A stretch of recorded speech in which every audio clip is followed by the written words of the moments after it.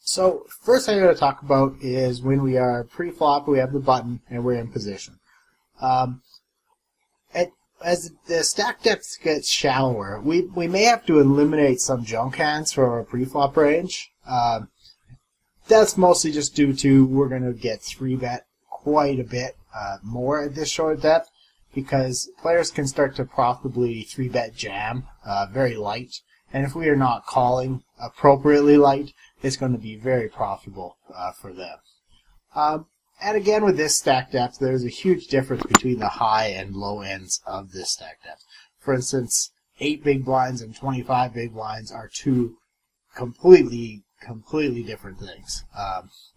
There's really not a whole lot in common between those two stack depths and how we're going to be playing.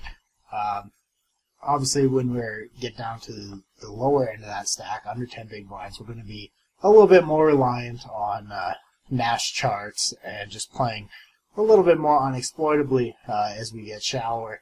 And as we're a bit deeper, closer to the 20, 25 big blind mark, we have more room to make plays, we have more rooms to bluff, bet for thin value. So there's certainly a pretty big difference there.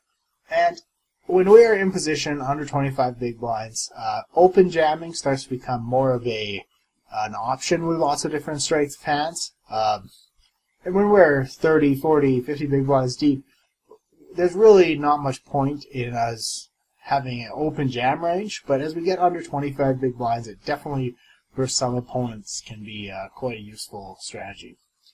And at this depth, we will be facing many 3-bets, which I mentioned earlier.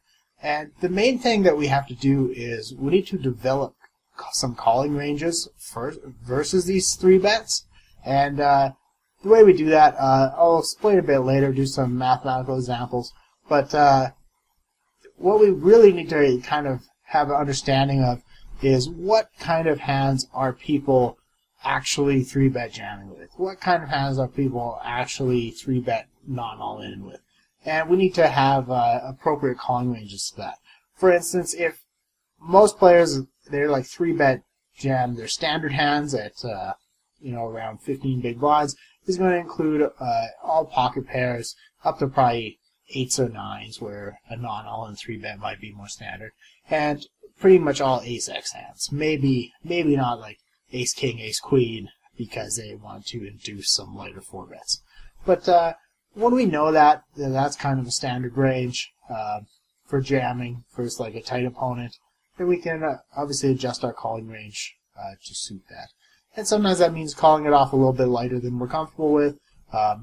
Plays that can seem inherently wrong turn out to be slightly profitable. For instance, raise calling some even better suited connectors, or almost every Broadway type hand is going to be fine when we are a bit shorter stacked. But the specifics of that I'll get into a bit later with some examples with a 3-bet shove equity calculator.